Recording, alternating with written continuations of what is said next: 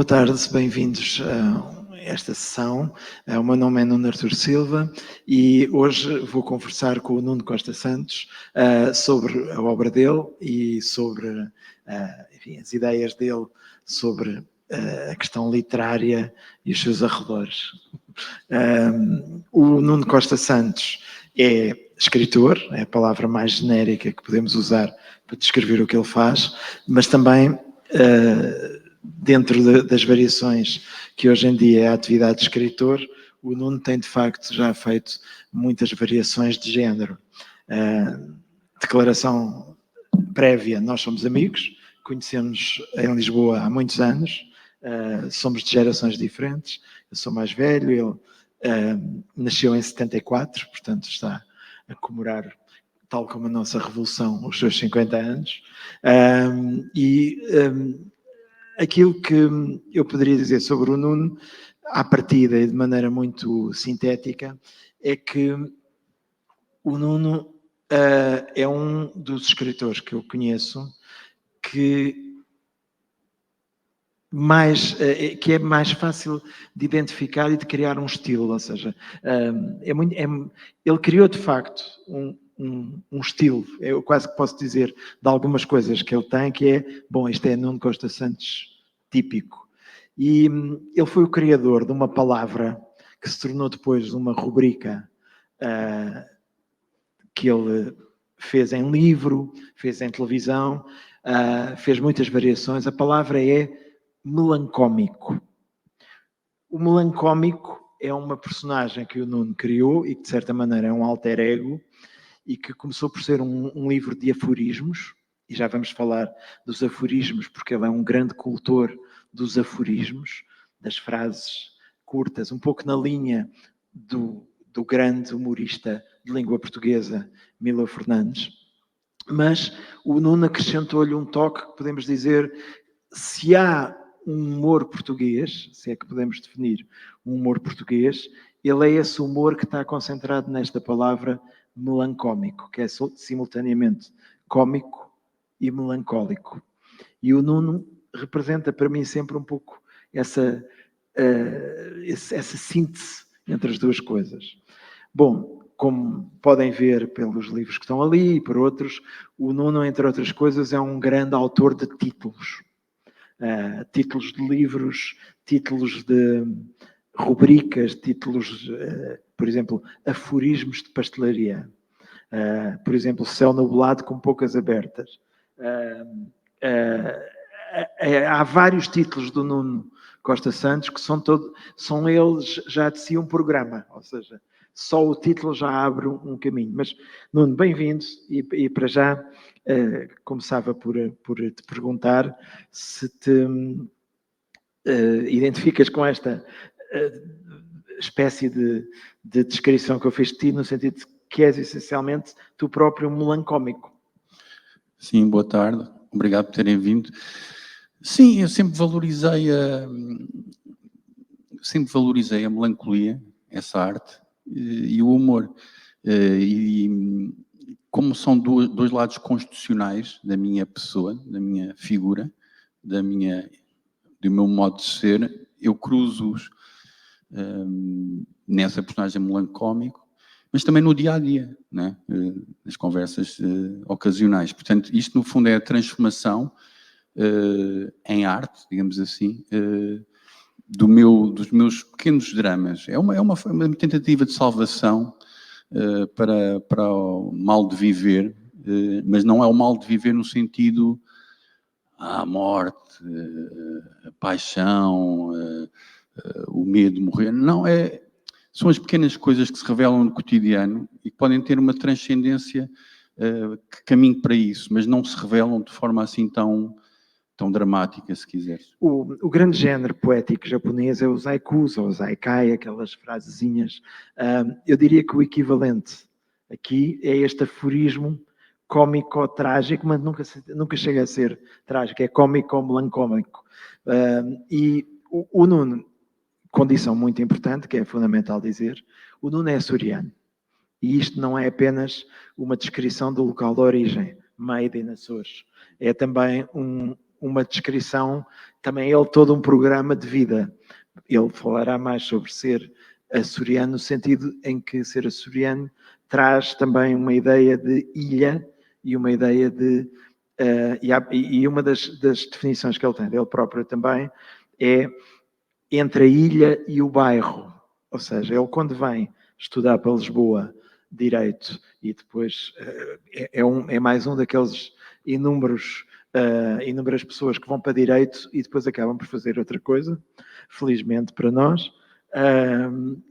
E quando ele vem para Lisboa, acaba por desenvolver esta ideia dos bairros e do bairro. Por exemplo, a personagem do melancómico, era uma personagem que visualmente era ele que a fazia e apareceu em programas de televisão, ainda pode ser ouvida hoje na Antena 3, por exemplo, numa rubrica de rádio, mas visualmente a personagem do melancómico é um tipo, que era ele, com 2 supermercados do Lidl, com 2 sacos de supermercado do Lidl, pendentes, mas com alguma semelhança visual com aqueles anjos que apareciam no filme do Wim Wenders, As Asas do Desejo. Digamos que era uma versão de supermercado cotidiano, bairrista, daqueles anjos. E o Nuno joga muito com esta ideia de a metafísica do bairro. É poder encontrar a filosofia na esquina do supermercado, na conversa com a senhora da retrosaria, encontrar o pensamento que nos salva a vida, tropeçando às vezes no rapaz que está no ginásio ou no homem que entrega o correio, no carteiro. E, portanto, é muito esta ideia de a vida ser... É uma forma de defesa contra, digamos, as grandes questões filosóficas, que é a vida de bairro. Acabamos por sempre viver num bairro. Sim, sempre. Eu acho que, ao vir para Lisboa, tentei encontrar um lugar, um reduto de conforto na abstração da cidade. Então valorizei muito a unidade de bairro. Não o fiz de forma consciente, isto é uma interpretação feita a posteriori, mas valorizei quase as pequenas ilhas dentro da cidade, ilhas que contêm tudo, que contêm, enfim, sob o ponto de vista prático, a retrosaria, a farmácia,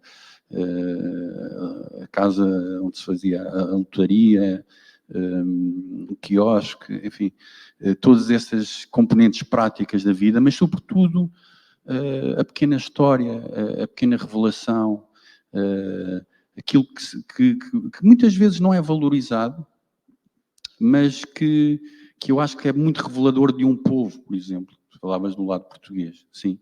Tu nas tascas de Portugal, entre uma conversa e outra, aquilo que vais registando, apanhas o espírito de um país.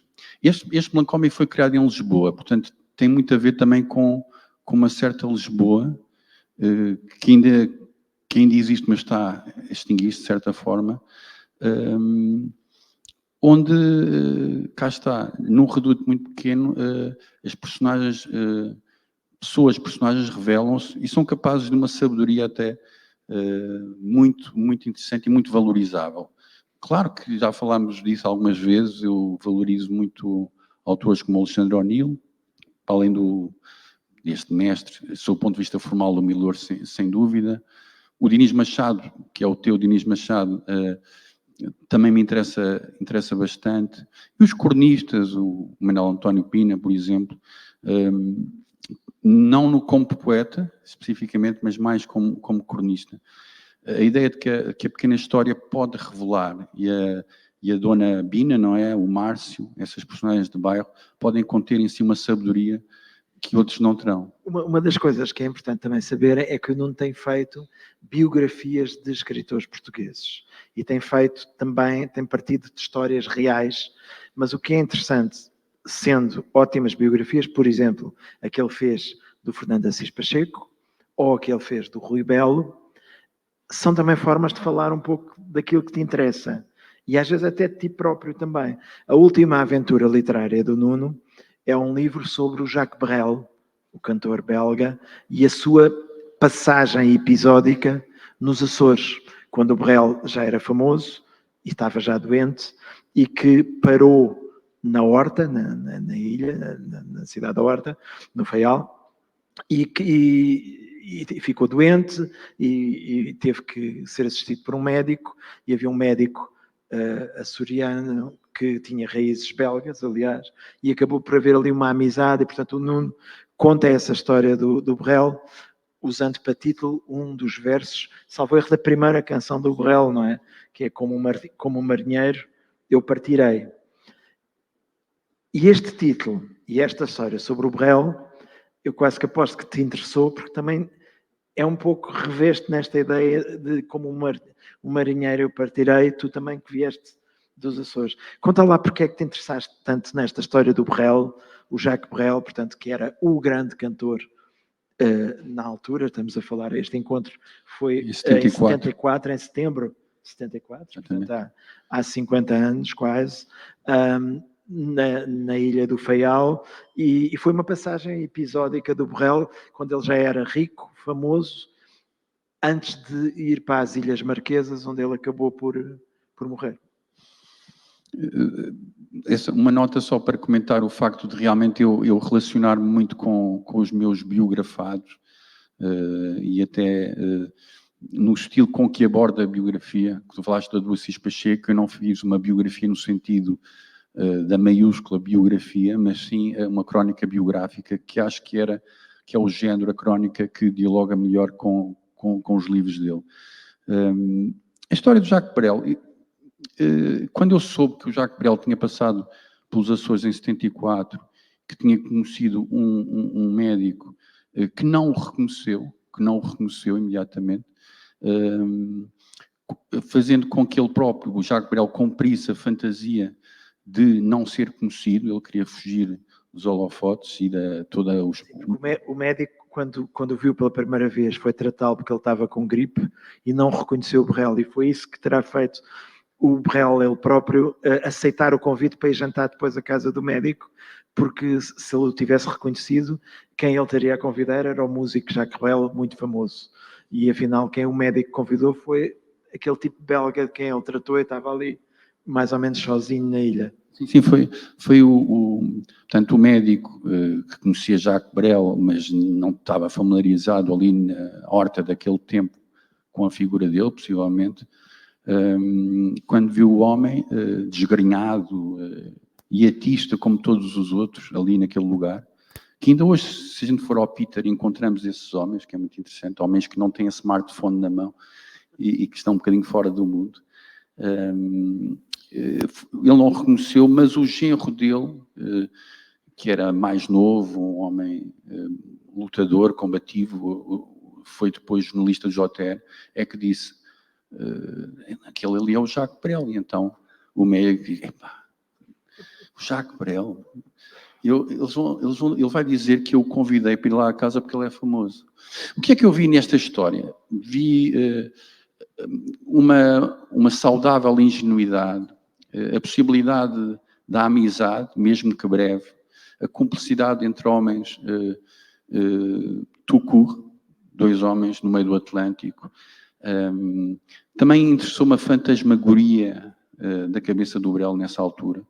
Ele saiu dos palcos aos 38 anos porque repetiu uma letra, um verso de uma letra em palco e disse ao pianista, não vamos tocar mais. Era um homem radical nas suas opções e achou que já estava a desgastar-se, né? Ele que era um grande questionador, cá está aqui, quase contrariando aquilo que disse há pouco, um grande questionador do cotidiano, sobretudo relacional. Tudo o que era mais, enfim, domesticado, domesticável, aborrecia-o. Então ele partiu e interessou-me saber quem é que era este homem que ia no iate, o que é que ele pensava, o que é que ele sentia relativamente ao seu passado e ao seu futuro. Ele ia para as Ilhas Marquesas para tentar ser feliz e ter um reduto de intimidade que conseguiu conquistar. Mas também como é que era o Jacques Brel como pai, por exemplo. Ele convidou para ir nesta viagem a namorada, a Madeleine, e também uma das filhas, a France, que hoje em dia está à frente da Fundação Brel, tentando, no fundo, recuperar o tempo em que não lhe dedicou enquanto pai. E então, a partir desses tópicos todos, desses tópicos que revelam temas como a amizade, a paternidade, o isolamento, não é, que os Açores tinham na altura, construiu uma peça, primeiro, com o Dinarte Branco, em que ele narrava esta história em palco. É uma história que me persegue desde há muito tempo, então transformei-a noutra coisa, em livro. Mas é uma coisa, algo que é muito importante, e tu foste o diretor das produções fictícias. Eu saliento e celebro sempre a ideia de ficção, ou seja, eu estou a dar aqui traços biográficos de uma história que depois foi ficcionada, foi contaminada com a ficção. E na verdade, é o que se passa neste livro. Eu invento muito, mas também estou apegado aos factos. Portanto, é um cruzamento. Portanto, para um biógrafo puro, ou para um leitor de biografias puro e exigente, peço, tenham cuidado. Poderão estar a tropeçar em mentiras. Não vou dizer quais, às vezes falo disso. Mas pode ser que as histórias das canções não sejam verdadeiramente aquelas que estão no livro. Portanto, tentei divertir-me, ludibriar, jogar com os factos e evitar processos também. Vamos voltar à história dos Açores e da relação com o continente. E voltar ao momento em que tu vens dos Açores para Lisboa pela primeira vez e vens estudar Direito, mas de repente estás num grupo e estás a fazer um programa de televisão com algumas das pessoas mais criativas do momento, e o programa de televisão era o Zapping, e entre outras pessoas trabalhaste com o Tiago Rodrigues, que foi diretor do Teatro Nacional e que é agora o diretor do Teatro de Avignon, do Festival de Avignon, e que é provavelmente uma das figuras portuguesas da área da cultura mais internacionais. Outra pessoa, Luís Osório, jornalista. Por exemplo, estes dois. Portanto, entraste logo e começaste a trabalhar com um grupo particularmente estimulante. Sim. Como é que foi essa vinda dos Açores para, digamos, uma atividade cultural em Lisboa? Foi uma experiência que hoje não é repetível num outro Portugal. Tal como a experiência posterior das produções fictícias, esta experiência de trabalhar com um grupo de criativos a inventar, cá está, um género que oscilava entre a reportagem, o documentário e a ficção pura e o delírio puro. Enfim... Estamos a falar de 1990... Sim, 98, 99... Mesmo ali no ou fim... ou mais, um bocadinho à frente. Talvez um bocadinho. 99, sim, 2000. Sim. Pois, portanto, estamos a falar ali mesmo na passagem do milénio. Esse programa que ainda encontrarão, com certeza, no RTP Arquivos, foi uma sucessão de programas, que era o Zapping, não é? Era uma provocação, era a ideia de que a televisão fazia zapping por si própria. RTP2. Exato. E depois, na sequência disto, eu lembro-me que te desafiei para vir trabalhar connosco eram as produções fictícias, e na altura, uma das coisas que fizemos, que me lembro que deu particular gozo, foi um projeto chamado Manobras de Diversão, em que uma das coisas que nós fazíamos era precisamente gozar com a cena literária portuguesa e a cena cultural portuguesa. E foi a ocasião, por exemplo, em que se estrearam, fizeram pela primeira vez apresentações públicas, pessoas como o Bruno Nogueira, o Manuel Marques, até o Nuno Lopes, por exemplo, e conhecemos nessa altura e trabalhámos. E uma das coisas que eu lembro que nos divertia sempre era desmontar os clichês da cultura portuguesa.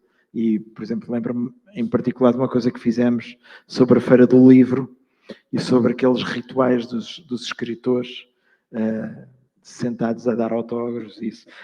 Entretanto, tornámos uns deles. É verdade. Nós estaríamos a fazer um sketch sobre este momento. Este encontro.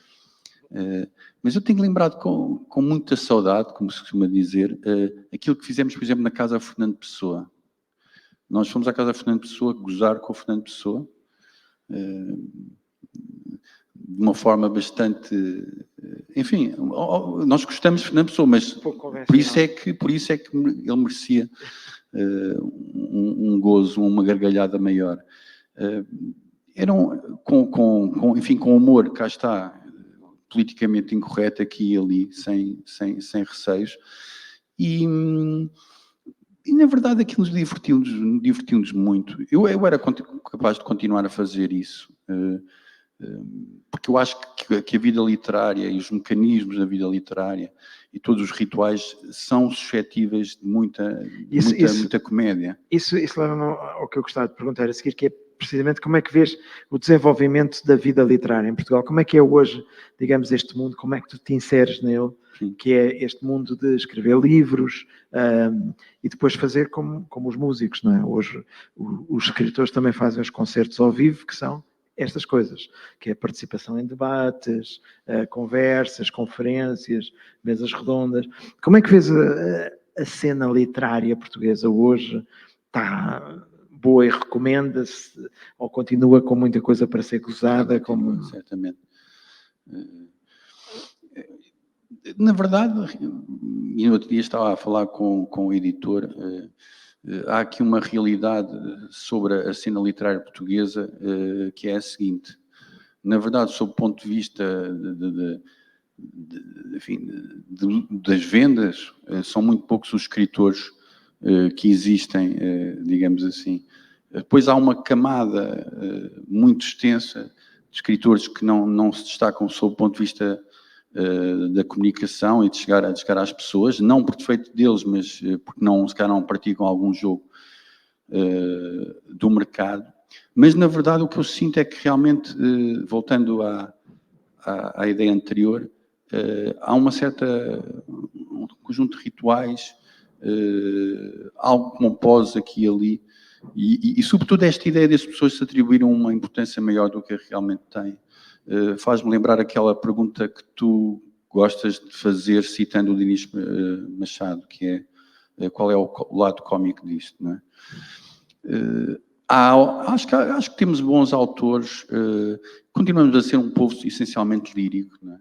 Mais do que... Achas que na literatura portuguesa o melhor tem sido sempre o lado da poesia, mais do que do romance? Sim, eu acho que não é a nossa grande vocação o romance.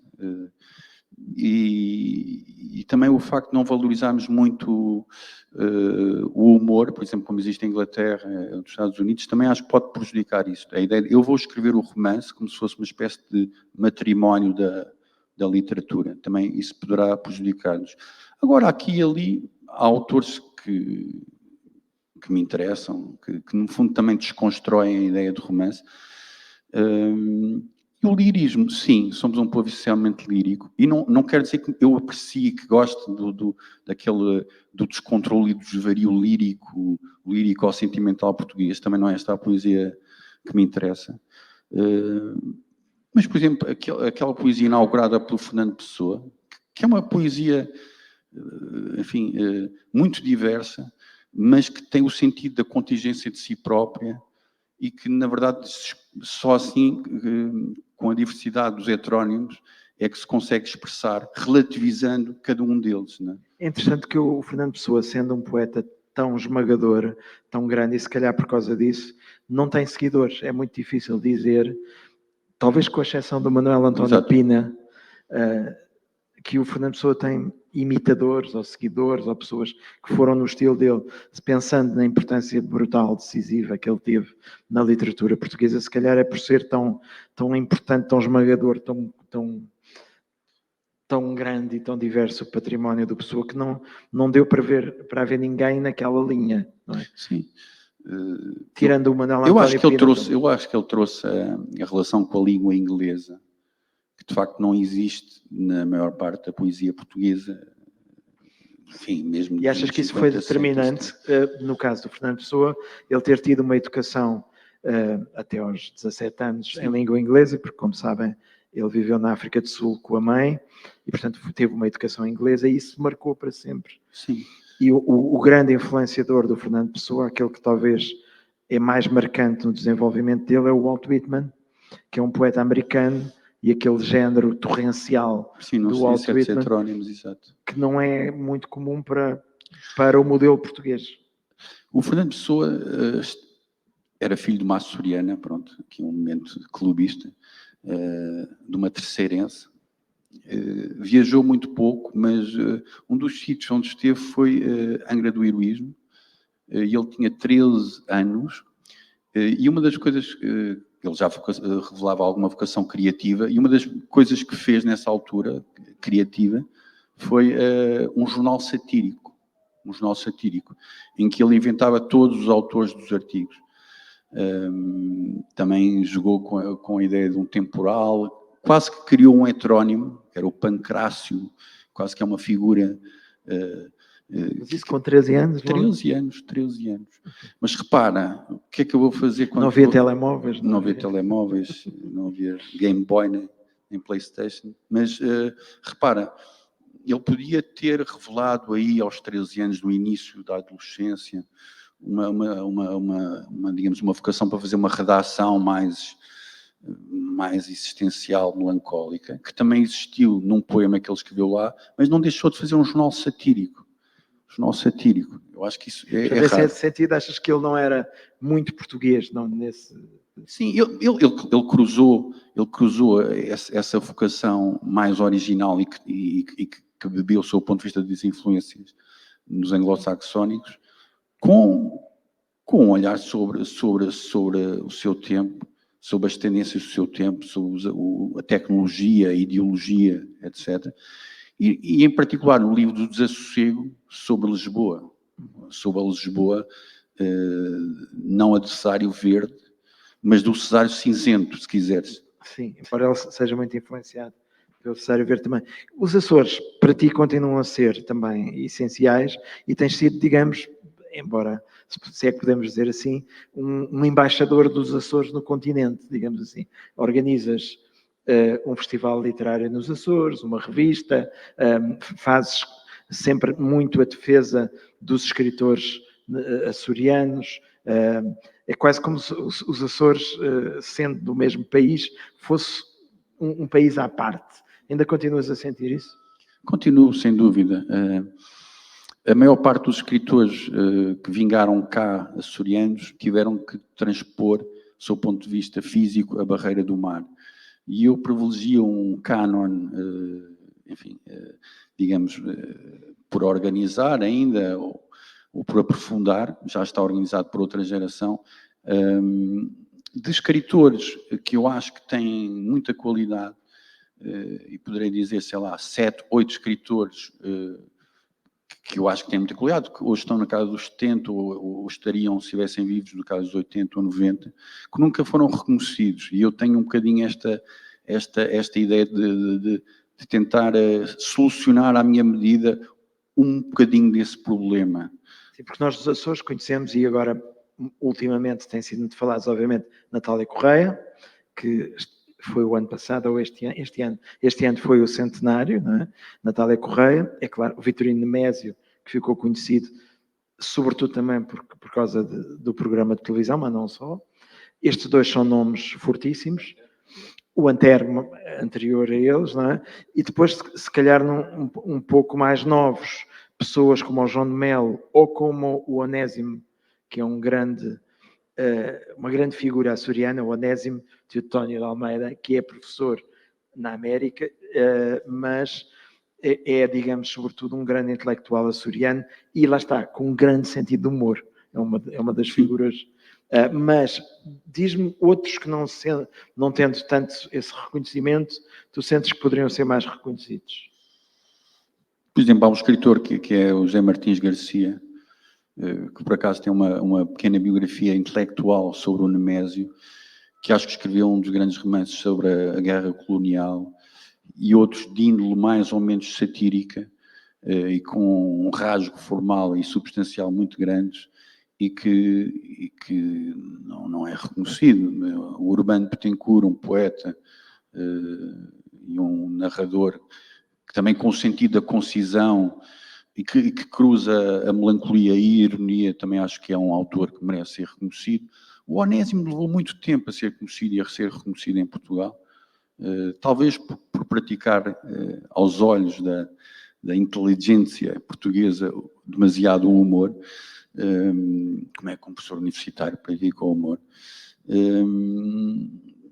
Há um diarista, Fernando Aires, que no diário acho que suplanta o Virgílio Ferreira, por exemplo, sob o ponto de vista da qualidade e formal e substancial, mais uma vez. E eu estou-me a lembrar, agora já num registro mais cotidiano nosso, que tu brincavas um bocado com o facto de eu, de vez em quando, nas produções fictícias, falar com autores açorianos, não é? É verdade. Eu lembro, uma das memórias que eu tenho é estarmos a fazer, às vezes trabalhávamos em conjunto, as produções fictícias eram um escritório com vários gabinetes. E num gabinete, por exemplo, estavam, sei lá, a fazer textos para o Herman, noutro gabinete estavam a fazer o Contra-Informação, noutro gabinete estavam os Gato Fedorento. Foi um período ali entre o final dos anos 90 e durante 15 anos em que se cruzou ali muita gente na área do humor. E fazíamos noitadas a trabalhar, a escrever textos. Eu lembro, uma das memórias que eu tenho é, a meio dos trabalhos, o Nuno interrompia, porque tinha recebido um telefonema de alguém dos Açores, que eu, por piada, dizia sempre, ou era um Petencourt ou era um Goulart, e ele dizia sempre, tá bom, então... E tinha longas conversas com um escritor açoriano de nome Petencourt ou de nome Goulart, e eu gozava, pronto, lá está ele ao telefone com o Goulart ou com o Petencourt, e interrompia o nosso trabalho para divagar sobre literatura açoriana.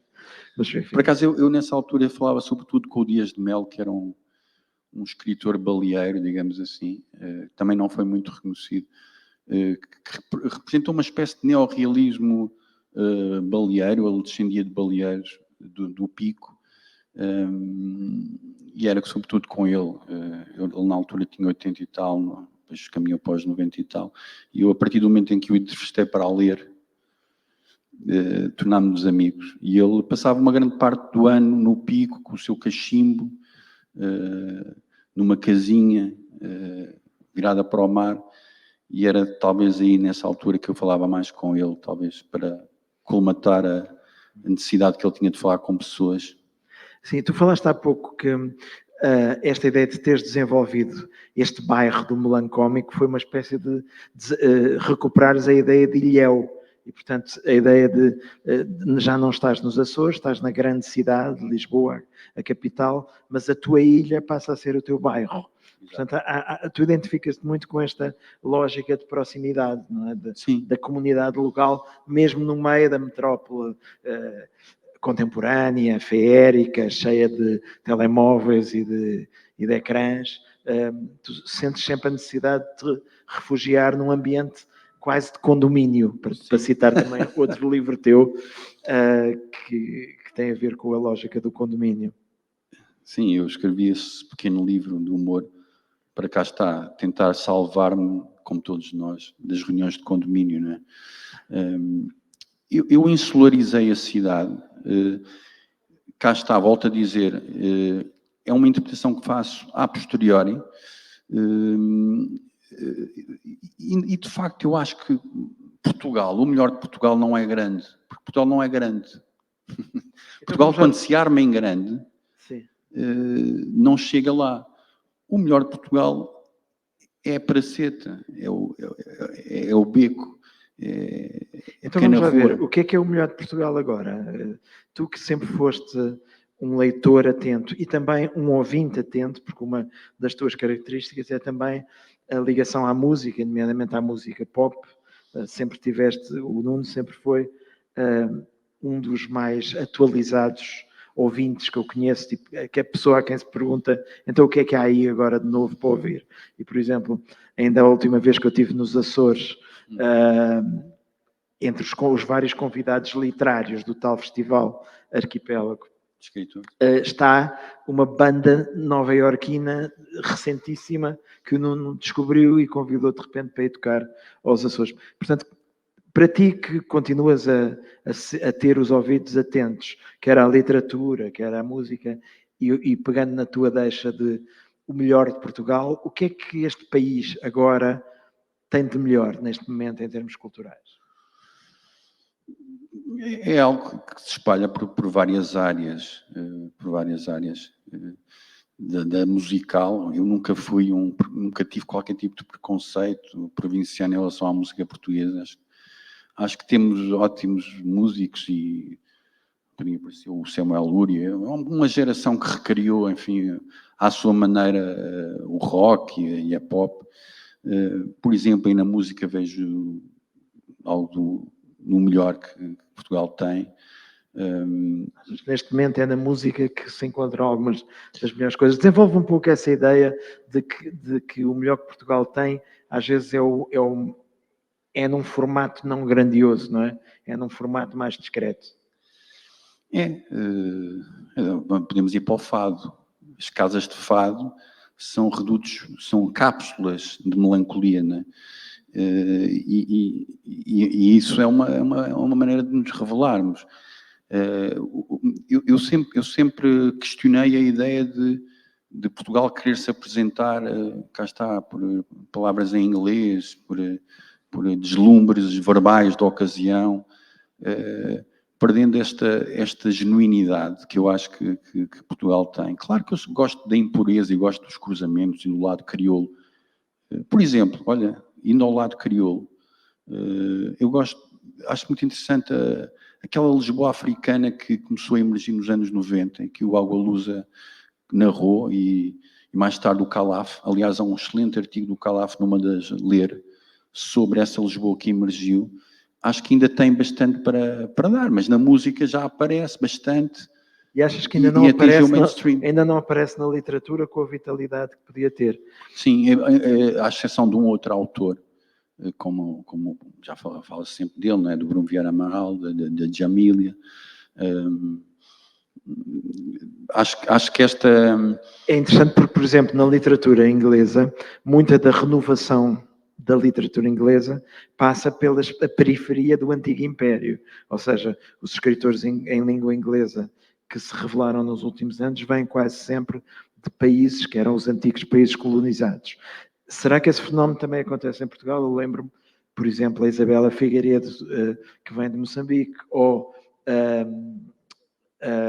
a Dulce Maria Cardoso, que escreve aquele livro, O Retorno, sobre os retornados e sobre ela própria como retornada. Muita da vitalidade da literatura portuguesa vem, como por exemplo da música está a vir, do Dino Santiago, da Mara Andrade, da Sara Tavares, que infelizmente nos deixou agora. Sentes que essa vitalidade que a música tem, a literatura ainda não tem? Tu estás a falar de casos, e há pouco também nomeei alguns casos. A Isabela Figueiredo, por exemplo, eu acho que marca não só por esse lado de ter tocado numa ferida, não é? O colonialismo português, mas também pela força da escrita dela e pelo destemor com que narra aquilo que deve narrar ou que quer narrar. Mas pode-se dizer que em Portugal isso está a ser mais lento. Eu também não gosto da ideia dos catálogos, e agora vamos ler todos a literatura pós-colonial e essas modas universitárias. O que eu acho é que há uma Lisboa intensa, há um Portugal intenso no sentido de vidas mais canigianas, que merece ser contado na literatura. E muitas vezes ficamos por esta ideia de que devemos escrever sobre um lugar abstrato. Se calhar escrevemos sobre um lugar abstrato com a ideia de que vamos internacionalizar-nos, cá está, tentarmos pôr-nos em bicos de pés, mas naquilo que somos bons é contar o nosso chão com uma vocação universal, na minha opinião. E tens sentido que tem havido mudanças, desde o momento em que, digamos, entraste na vida literária. Eu julgo que o teu primeiro livro é de 2000, para aí. Tenho vários pequenos livros. E os títulos do Nuno são sempre bons, vale a pena quase dizê-los. Eu não sei de cor, mas desde logo o Melancómico, que é todo um programa, até, por exemplo, às vezes é o como é que é? Às vezes é um inseto que faz disparar o alarme. Às vezes é um inseto que faz disparar o alarme. Eu acho que isto tem uma história que tem a ver comigo, por acaso. Sim, isto foi numa reunião dos contemporâneos, da equipa de escrita dos contemporâneos, e o Nuno recebe uma chamada Acho que de uma empresa de segurança. Sim, não é. A minha casa tinha um alarme. E nós estávamos numa reunião de escrita de um programa de televisão que fizemos, que se chamava Os Contemporâneos. E estávamos todos a trabalhar à noite, a ter ideias, a escrever, em conjunto, éramos um grupo. E eu recebo a indicação de que o alarme da minha casa disparou. E eu digo, isto às vezes é um inseto que faz disparar o alarme. Foi parar um livro de poesia, né? E passado muito tempo, o Nuno faz um livro de poesia e o título do livro de poesia é às vezes é um inseto que faz disparar o alarme. E é isso que eu acho piada, entre outras coisas, no Nuno, é a maneira como ele apanha frases do dia-a-dia, do cotidiano, e de repente sentiu que aquilo era um bom livro, um bom título para um livro de poesia. E é isso. Sim, eu sou um respigador. Estou-me a lembrar do filme da Inês Varda. Eu sinto-me um bocadinho como aqueles respigadores. É uma vocação. Poderei ser também um ladrão de frases, de vestígios verbais que revelem alguma coisa do ser humano, ou do país, ou do universo, e transformo isso noutra coisa. Passo tudo pela refinadora, como diz um título do Alexandre O'Neill. Tu tens escrito em vários géneros, romance, biografia, embora muito impura, particular, atípica, poesia, mas eu diria que aquilo que tu fazes em todos os géneros é crónica, ou seja, de certa maneira, o género que é dominante em ti, e aproveitando um bocadinho esta história do alarme, é a observação. E aquilo que eu acho que te define como escritor é uma atenção muito particular ao cotidiano e a ideia de tirar do cotidiano uma leitura, nas coisas banais, uma leitura mais metafísica. E, portanto, quer estejas a fazer uma biografia, a escrever um romance ou a escrever poemas, o que sobressai é o Nuno cronista. Reveste nesta ideia? Eu percebo. Sempre fui um grande leitor de crónica. E acho que a crónica pode cruzar realmente vários géneros. E pode incluir também ficção. E há outra coisa que te agrada na crónica, que é um pouco esse lado de ser uma coisa que vem dos jornais, do dia-a-dia, não é? Exato. Tu sempre foste muito avesso aos pedestais e à ideia de literatura. Sim.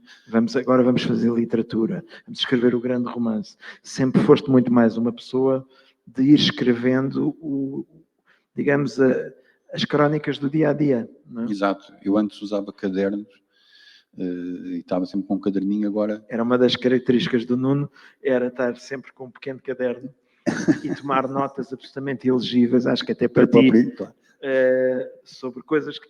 São a mim interessavam. Parecia que ele estava sempre num universo paralelo. Nós íamos falando e de repente eu via a tomar nota de outra coisa. É isso. Mas em relação a esta ideia das crónicas, quais são as tuas grandes influências? Tu já falaste no O'Neill, sem dúvida, no Milor Fernandes. Olha, agora saiu um livro na tinta da China do Crónicas do Rubem Braga, também um excelente cronista brasileiro, um homem também que escrevia para os jornais. Mas noutros géneros, outros autores, não é? No Céu Nublado com Boas Abertas há ali uma influência grande, penso eu, do estrangeiro, do Camus. Enfim, vamos para outros campeonatos, para outros territórios. O Beckett também me interessa muito, mas também a Inês Varda, como te falei há pouco, mas também o Henrique Villa-Matas, cá está, que é um aldrabão com estilo, né? que chega a inventar citações de escritores.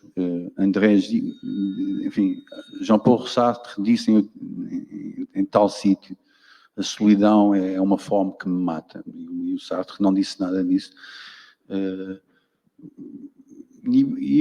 Portanto, são autores que me interessam, e quase todos eles. Realmente há um paradigma, embora o Camus seja à parte. Grande parte deles cruza a realidade e a ficção. e tenta enfim, divertir-se com isso e fazer divertir o leitor com isso. Isso existe, claro. Toda a memória é ficção, que isto é um autor, o David Shields, e eu acredito que isso é muito verdade. E uma das outras características fundamentais é precisamente essa ideia de não levar as coisas demasiado a sério. Sim, realmente é uma mistura, levando a sério e ao mesmo tempo não levando a sério, tirando o tapete, tentando sabotar a importância das coisas, das nossas pessoas, e é uma relativização que tende também ela própria, no fundo é uma forma de dar importância às coisas, revelando que elas não têm de dar importância. Nós estamos quase a concluir 1 hora de conversa e não sei se querem aproveitar para fazer alguma pergunta ao Nuno. Alguém que queira aproveitar esta oportunidade, alguma curiosidade, alguma dúvida, algum comentário breve? Ninguém? Como há sempre hesitação na primeira pergunta, talvez passemos para a segunda. Eu se calhar faço uma. Olá, Nuno. Olá.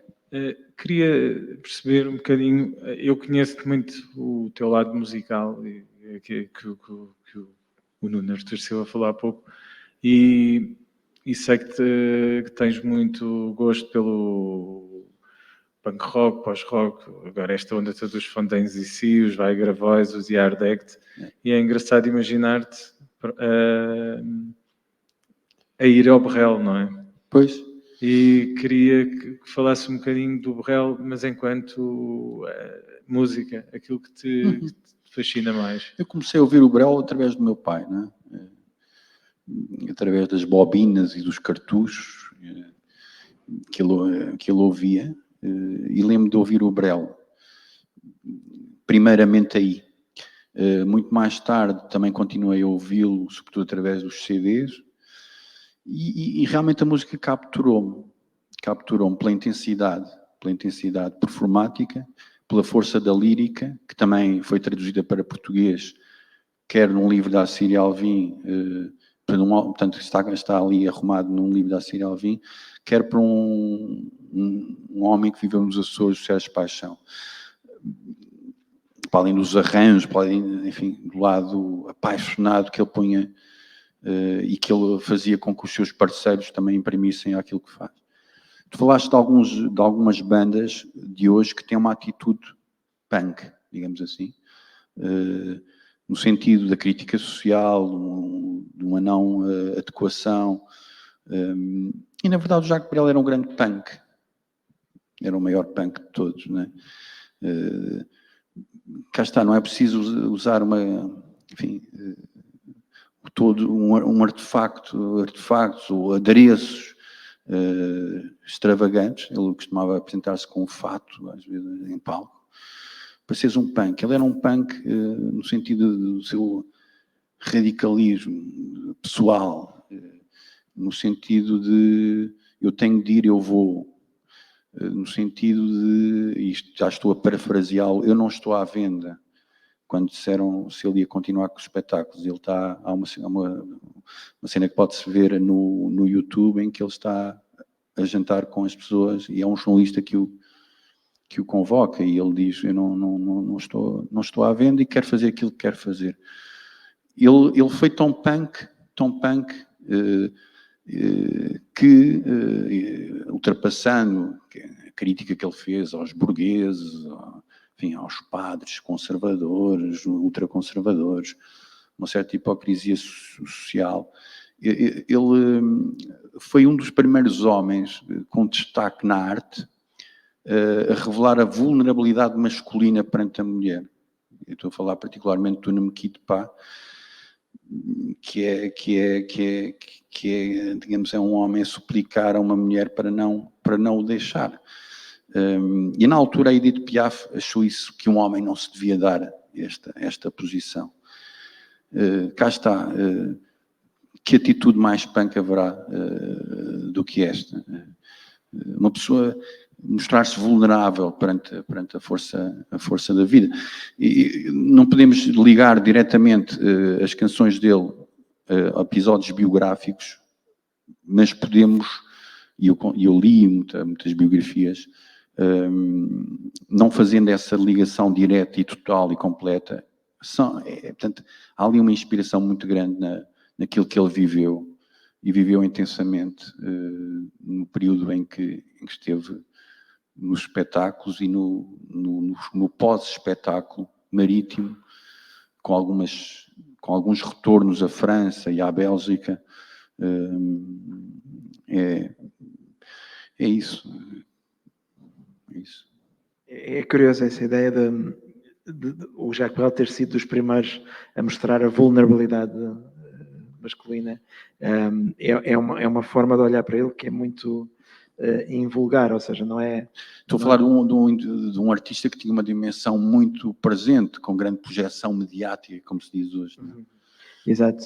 E desse ponto de vista, foi isso que te interessou muito nele, essa ideia de ser um tipo absolutamente individual e também, em certo sentido, de ser uma ilha. Não há, Sim. Não há ninguém parecido com ele. Não é? Não há. Interessa muito em Jacques Brel essa dimensão da vulnerabilidade, em geral. Há outra canção chamada Jojo, que é uma das minhas canções preferidas dele, em que é, no fundo, uma carta de amor a um amigo que morreu. E ele diz mesmo, eu amo-te ainda. E isso também era uma forma também rara de dizer as coisas como elas são. Não é? Porque o Jojo começou por ser o secretário, o indivíduo que o acompanhava nas turnés, e depois tornou-se o grande confidente dele para todos as falhas e as armadilhas amorosas em que ele se colocava. Porque cá está, era um homem que, tendo muita fama e muito poder nesse sentido, sucumbia aos humores do seu coração facilmente, e isso trazia muitas desilusões. E havia um discurso às vezes muito provocatório e primário a partir dessas vivências. Era um homem magoado também. E agora, Nuno, o que é que tens em mãos neste momento? O que é que estás a fazer e quais são as coisas que te estão a interessar mais? Para além da causa, enfim, açoriana, literária açoriana. Portanto, continuas a organizar o Festival Literário nos Açores, sim, o Arquipélago? E que vai se transformar cada vez mais na ideia de que os Açores são um sítio privilegiado para receber pessoas de todo o mundo que escrevem. Vamos ter uma residência literária, por exemplo, de uma autora que nós consideramos internacional, que faz muito sentido. Portanto, a causa cultural açoriana, sim, e livros, sim, estou a gostar de algumas histórias. Os Açores, as pessoas às vezes não têm essa noção, mas hoje em dia os Açores já têm uma série de festivais de música, sim. de arte em geral, e já são, digamos, um sítio de passagem com alguma referência já internacional, não é? Sim, sem dúvida. Festivais como o Tremor são uma referência, o Walk and Talk. E a ideia de fazer do isolamento e de uma natureza majestática, digamos, uma casa onde podemos receber as pessoas, não é? E que deve-se manter verdejante e que deve-se manter preservada. E, na verdade, os festivais ali, eu acho que se contaminam uns aos outros na inspiração. Eu sinto-me bastante cúmplice do Tremor e das pessoas que o fazem. Livros, sim. Continuo a pesquisar as minhas histórias. Eu tramo um bocadinho por esta ideia de tentar ir à procura de histórias reais para as transformar em ficção, ou para as sabotar, ou para depois dialogar com elas, e isso realmente requer trabalho de investigação. Não é? E há algumas histórias, uma delas é a história do Pessoa, aos 13 anos, e da sua mãe. São histórias que me interessam particularmente, que no fundo tornam-se pequenas obsessões, né, que eu vou compilando, e que no fundo há uma unidade entre elas, eu acho. É isso que... O que é que tu achas que tens com... Por exemplo, interessaste pelo Rui Belo, interessaste pelo Assis Pacheco. O que é que há de comum nestas figuras? Eu acho que há... eu acho que há um cruzamento entre lirismo e humor, mesmo em Rui Belo. Aliás, o que me interessou mais em Rui Belo foram algumas passagens que cruzavam isso. Não é o lado, não era a relação com Deus que me interessava, não era a relação com a morte, com o amor. Eram alguns apontamentos que, na altura em que comprei um livro dele e li, me interessaram. O Assis Pacheco era um cultor maior da crónica. E ao mesmo tempo uma pessoa, um autor, uma figura que sabia que nós temos muita importância e não temos importância nenhuma ao mesmo tempo. Jogava muito com essa contingência e gostava do seu país também. Agora... Portanto, agora estás de volta do Pessoa e da passagem do Pessoa, dele mas não pelos Açores. Sim, mas também de um compositor açoriano, que é o Francisco Lacerda, que foi, enfim, contemporâneo do Debussy e que vingou como mestre em Paris, vivia no fundo entre a Fajã, a pescar e os meios parisienses, é uma figura que me interessa particularmente. Ou a figura do Paulo da Gama, o irmão de Vasco da Gama, que veio num barco com o Vasco da Gama, veio doente, e o Vasco da Gama foi sepultá-lo em Angra do Heroísmo. Estava a falar ontem com uma pessoa sobre isso, sobre a unidade de algumas destas histórias que vou compilando, e acho que há aqui um ponto em comum. No fundo, são as pessoas que marcam, como o Paulo da Gama, marcam a história, mas depois não são consagradas. Estou a falar particularmente destas histórias. Por exemplo, no Pessoa interessa muito também a mãe do Pessoa e a mãe do Machado de Assis, também era açoriana, mas de São Miguel, e foi para o Brasil, não direi quase como uma escrava.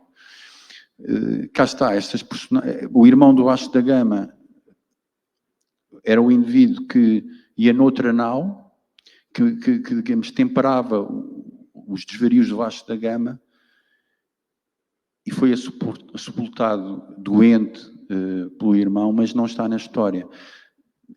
Há uma estátua do Vasco da Gama em Angra do Heroísmo, e a estátua que devia estar era do Paulo da Gama, na verdade. Então interessa-te essas pessoas que ficaram, digamos, mais esquecidas e que passaram desconhecidas, apesar de terem estado nos sítios e terem tido importância, foram completamente esquecidos. Estás a fazer uma espécie desse levantamento, sim, quase emocional dessas figuras. Sim.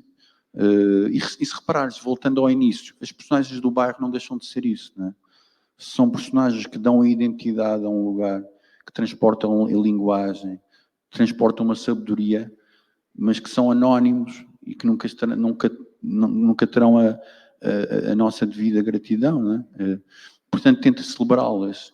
E nas minhas crónicas que publiquei aqui e ali em livro, eu acho que essa ideia estará muito presente. São interpretações que eu faço a posteriori e as pessoas vão-me ajudando a iluminar essas fixações. Muito bem, agora a sugestão final era então para seguirem o Nuno.